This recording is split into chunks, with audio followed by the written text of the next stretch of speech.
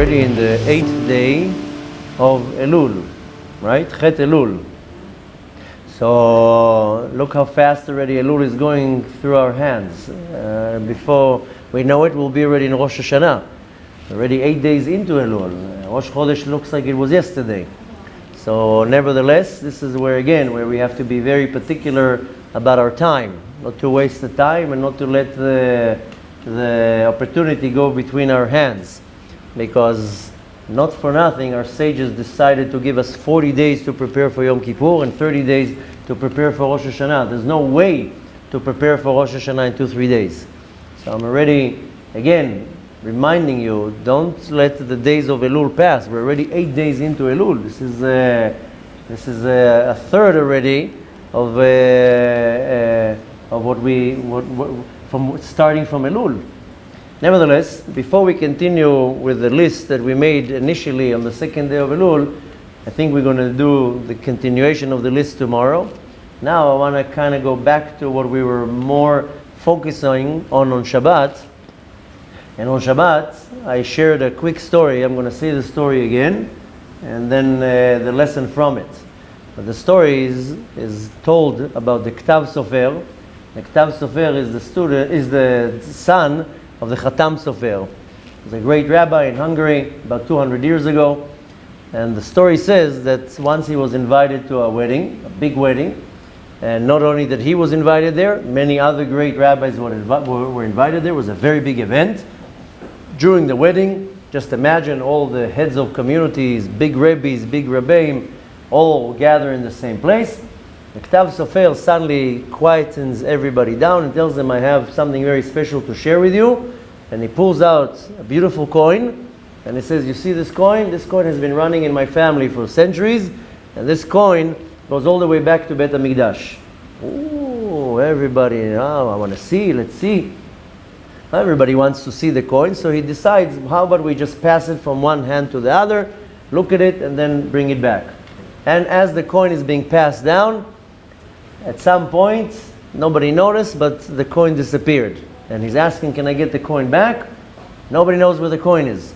Oy vavoy, start looking, what's going on? This is a serious coin. This is not that I'm passing around some cheap item. Nevertheless, they can't find the coin. And they start turning the room upside down. At some point, they see they can't find the coin, so somebody right away, the Ktav Sofer says, go and close the door. Nobody should leave the room. That way, whoever stole it is in this room. So they go and close the door, and they start looking, nothing comes up. At some point, one rabbi stands up and says, listen, I know it's not the most appropriate thing to do, but there's no other option. I think we have to look in everybody's pockets. Okay, all in favor? Everybody says, of course, start looking. One rabbi raises his hand and says, maybe we wait 10-15 minutes. I'm sure the coin will show up. Okay, why not? Let's wait for the coin to show up. The 15 minutes pass. They want to start searching. The same rabbi says, maybe we should wait another 15 minutes. I'm sure the coin will show up. Everybody's already starting to look at the rabbi. Why is he stalling? Why does he want more time? Okay, they accept the request. They wait another 15 minutes. Half an hour pass. The 15 minutes pass. They say, okay, now we're going to start searching. The same rabbi says, I think we should wait another 15 minutes. What do you think about that? Now everybody's already looking at the rabbi. Really? What do you seem pretty guilty asking us to wait. Long story short, he's begging them. They agree. And within this 15 minutes, suddenly one of the waiters run in. I found the coin. Baruch Hashem. Everybody's happy. The Ktav Sofer breathes finally, and that rabbi.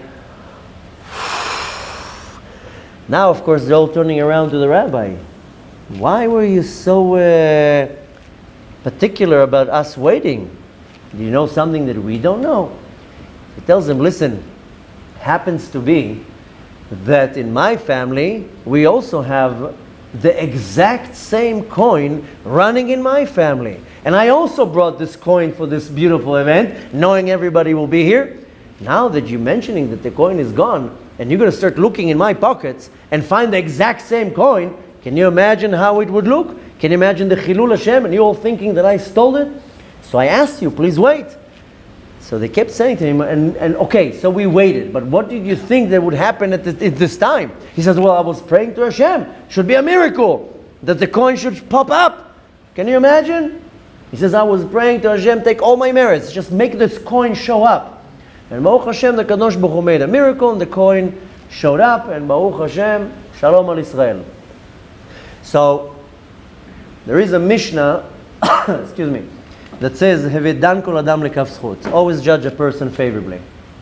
And this is a perfect story to emphasize how we have to judge people favorably. Now, I said that on Shabbat. I'm just going to repeat it so we can take the next step of what we need to learn. We just finished Parashat Shoftim. Usually Parashat Shoftim falls on Av, but it falls this year on Elul.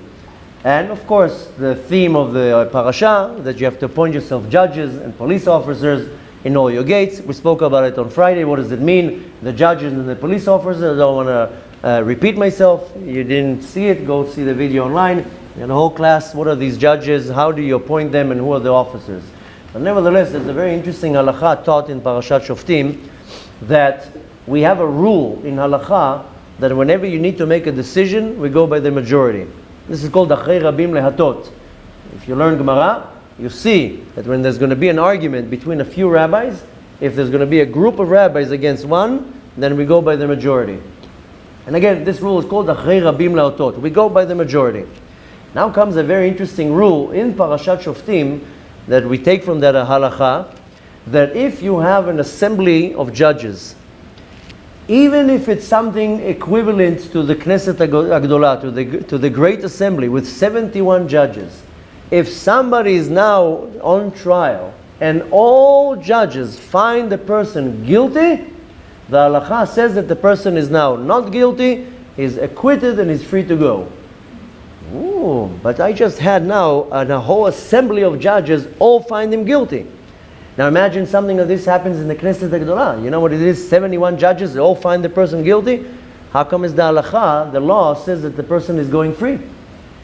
Because the Torah says it cannot be that not even one person found favor in that person. It can't be that not even one person judged that individual favorably. All the judges went against him. So either something is corrupt, either somebody is bribed, either something going on. It cannot be that all in favor.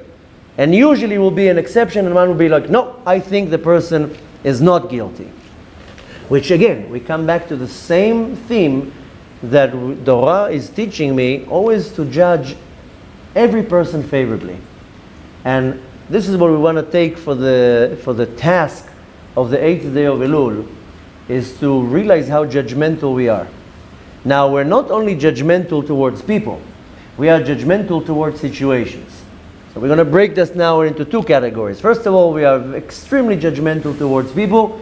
Put yourself to the test, and you'll see how many times a day you judge people. And if you would stop for 1 second and recalculate or rejudge the situation, you will see that you might have an option to judge the person completely different.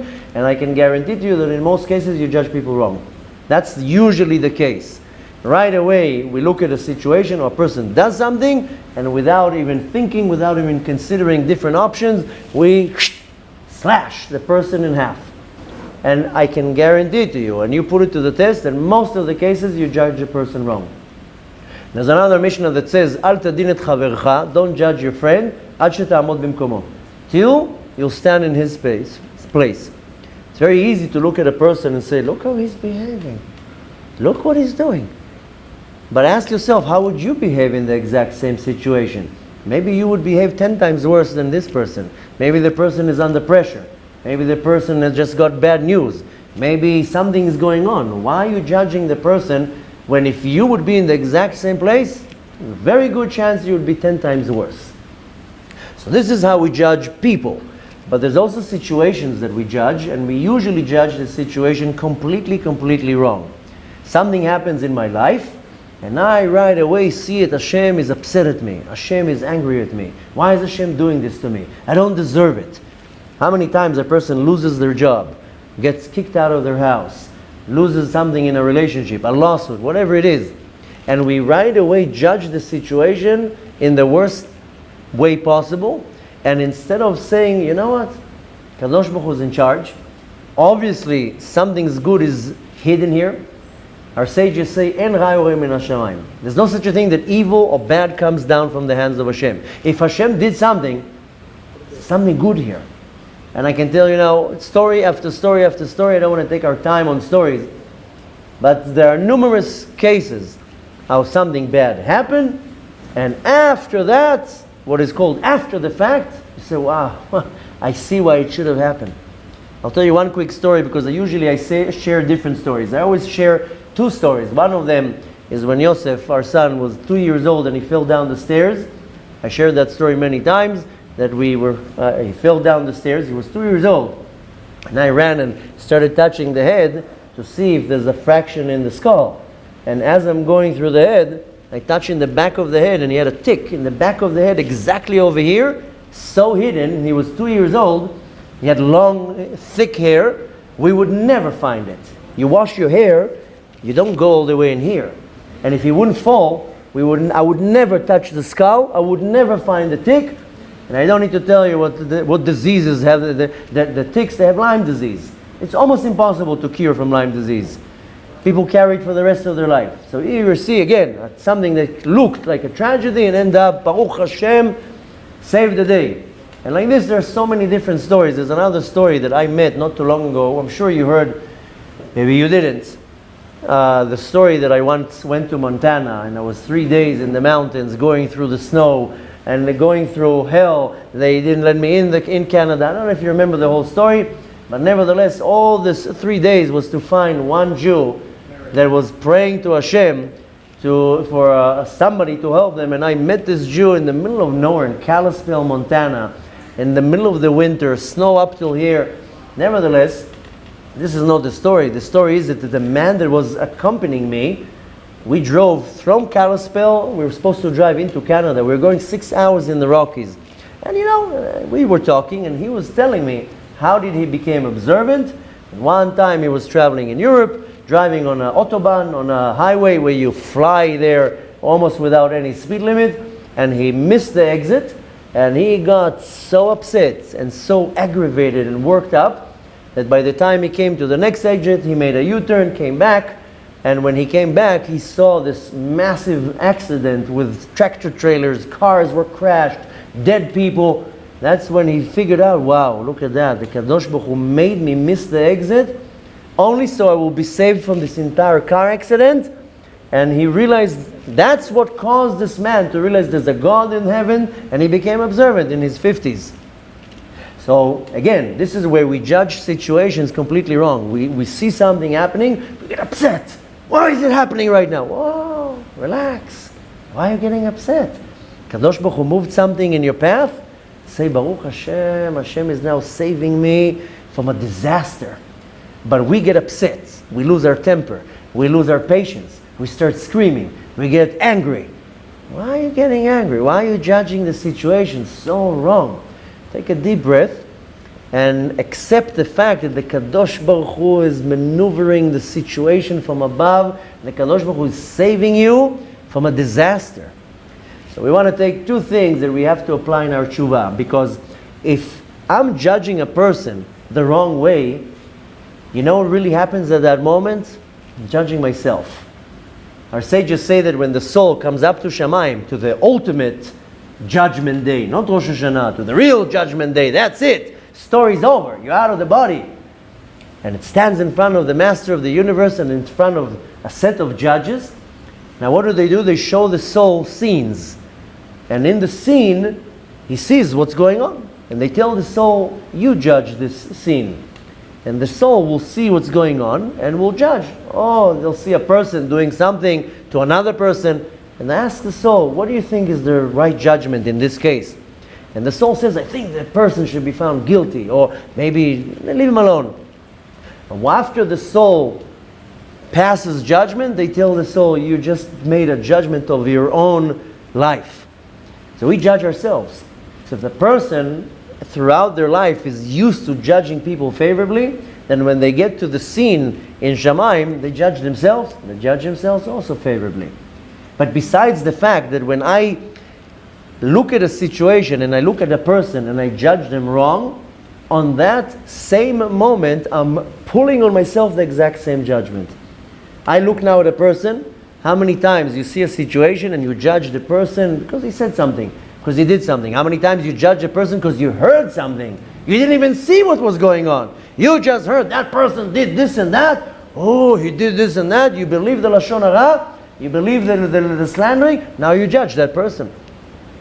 So what's happening in exactly this moment? You're judging yourself. You are pulling on yourself this exact Midat Adin. I'm now taking the attribute of judgment, of din, and putting it on somebody else. Don't think for 1 second you're putting it on somebody else. You are pulling it on yourself. So now when we are seeking to be judged favorably in the month of Elul, so much more so in Rosh Hashanah, then this month of Elul, you start looking how you judge other people. And you start applying every day, every situation that goes on in your life. You judge the situation, you stop. And you know what? The second that you awaken the awareness, then you'll see the Kadosh Baruch Hu is going to start sending you situations all day long. You have to be smart now, and every situation you stop, you take a deep breath. If you need to count to 20, relax. Now judge the situation. And you have to be very careful that you're not judging the person wrong. Right away he says, no, you know what? I'm sure he's under pressure. You know what? I'm sure there's a lot of stuff going on that I don't even know of. And that's the reality, that 90% of the time you don't know nothing about the background of the story, and how dare you judge that person. So this is the first thing you need to apply. Second, again, when you have the awareness of how you pull judgment, that's how it's said in Hebrew. I don't know if you say it in English. In Hebrew, you would say to pull the judgment. Why? Because you're pulling Midat Adin. Now you'll see that when you have the awareness, then Hashem is going to throw at you different situations. One situation, a person will get fired. Another situation, a person will be dumped by his, husband, wife, whatever it is. And one situation, a person would lose money. Another situation, somebody will be sued. But before you get yourself into a turmoil, then you judge the situation. What does Hashem want me to do? Why is Hashem putting me in this situation? What's going on right now? And you have to stop. The method to do it is you stop, you pause. And if you can't control your thoughts, then read something. Open a book of Tehillim and read a little bit. Rabbi Nachman from Breslev says a human being cannot have two thoughts at the same time. So if right now I have thoughts that I'm judging the situation, then stop it, read something else, something holy of course, not the daily news. Read some chapters of Tehillim, though your mind now is occupied with the Tehillim. Calm yourself down, now analyze the situation. Now why is it so important not to judge the situation? Because Hashem is giving you a present. It's just wrapped, not in the way that you want it. And now what happens is then you start getting upset. That's usually the first case, you get upset. The person now gets fired, he gets upset. Somebody bumps the person in his car, you get upset. And I'll give you now another 50 examples. The first reaction is you get upset. Instead of saying, okay, everything comes from the Shamayim, everything comes from the Kadosh Baruch Hu, what is Hashem trying to show me? Hashem is trying to show me something. And the reason why you want to stop and not to judge the situation is because when you right away judge the situation wrong, you're missing the message that the Kadosh Baruch Hu is trying to give you. You're missing the point. Why? Because you're concentrating right now on your anger, on your frustration, thank you so much, on your disappointment, whatever it is. Where Hashem is telling you, hello, what are you doing? I'm sending you now a message. Why are you ignoring my message? And who's the one who loses? You loses out from it because you don't see what Hashem is trying to show you. Besides the fact that if you now get upset, Torah doesn't allow you to get upset. It's a very bad thing. Now usually what happens, if you already lost your temper, either you'll scream at somebody, that somebody doesn't deserve you screaming at them. Either chas v'shalom, you can go even worse. You can start cursing, not allowed to use false language. Chas v'shalom, it can be going into violence and can take you to so many situations, and the biggest loser of all here is you. So we want to take this entire idea, the concept of judgment. You have to focus on myself, and if you need to meditate on it 5 times a day, stop your day and say, why am I so judgmental towards this individual? Why right now when I'm looking at this situation, right away I'm arousing judgment, negative judgment?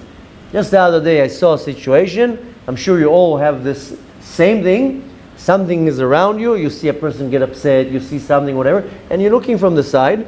Now if you're smart, you don't even think of anything. You just come and say, how can I help? Can I help here? Instead of right away saying, oh, he's wrong, he's right. Who told you he's right and he's wrong? Who made you a judge? There was a young man here on Friday, he gave such a beautiful chidush.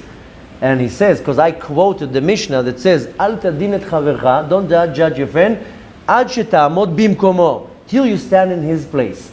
So this young man told me, what does this Mishnah mean? So I told him, don't judge another person till you stand in his place, because in his situation, maybe you would behave different. He gave such a beautiful chidush. Hashem has many names, but one of the names of Hashem is the place, Hamakom. I'm sure you went once or twice to Lenachem Avelim to say to give condolences to somebody who died. What do you say? Hamakom yenachem otchem. How many times you see in the Torah that the Kadosh Baruch Hu is referred to as the place, Hamakom?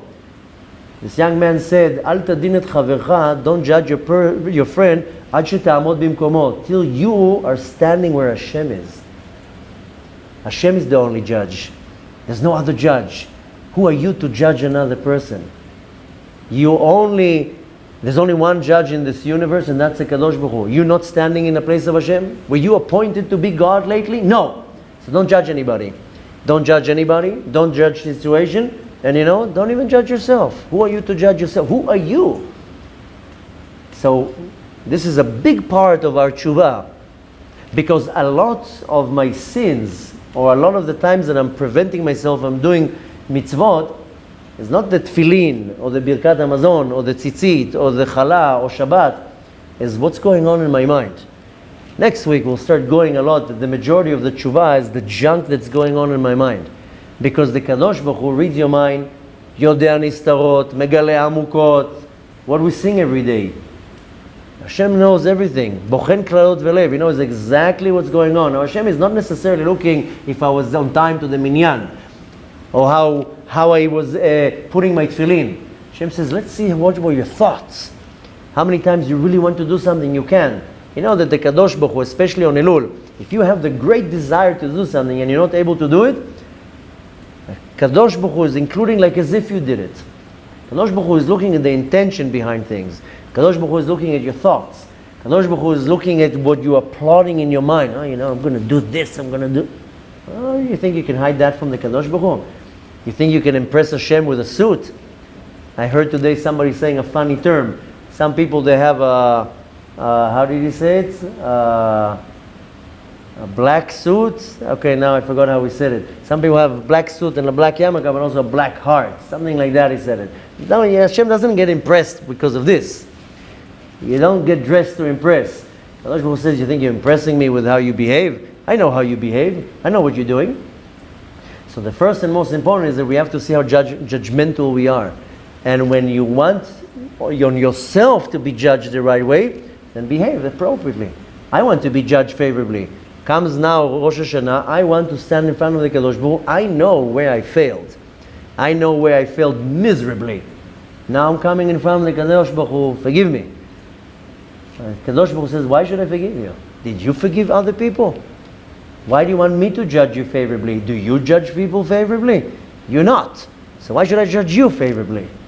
So we need now the Elul. I know it sounds like we're tricking the Kadosh Baruch Hu and like trying to look for loopholes. It's not. Kadosh Baruch Hu says, change your attitude on Elul. Prove to me that you can change. I will accept that to cover the last 11 months. And now we have to apply that. So the rule is that the second that you bring that to your awareness, then the Kadosh Baruch Hu is going to start testing you with that. So start bringing it to the awareness how judgmental we are. Every time there's a situation, stop, take a deep breath, read some Tehillim to get your mind occupied, relax, don't let the anger take over, don't let the frustration or the disappointment take over, and then let's reanalyze the situation. And if you see you're not getting anywhere, don't judge anything. Just say, Baruch Hashem, everything's on the Kadosh Baruch Hu. I'm not judging anybody. So we want to take that. This is a very big step in our tshuva, is because you want to clear your case. And I can tell you already that the Kadosh Baruch Hu is very particular what we do. This is called midah keneged midah, measure for measure. Kadosh Baruch Hu says, you want me to forgive? I want you to see how you forgive. You want me to judge you favorably? Let's see how you judge favorably. You want me to go easy on you? Let's see how you go easy on other people. So what if somebody did something to you? Let's see how fast you forgive that other person. Some people, till they forgive 40 years, they'll remember. So Hashem says, okay, so I'll also remember your junk. You want me to let go of your junk? Well, let's see how you're letting go of other people's things. So again, don't miss out the opportunity of Elul only because what I told you on the first day of Elul that Hashem gave us a 99% coupon. Now everything is 99% free. Now in Elul it's easy. Now you can convince the Kadosh Baruch Hu that whatever you did the entire year can be wiped off. The Hashem says, just show me your seriousness, how diligent you are, that in Elul you're taking matters into your hand and you're making a huge change. You make a huge change on Elul, Be'ezrat Hashem, Hashem will look at it in the exact same way.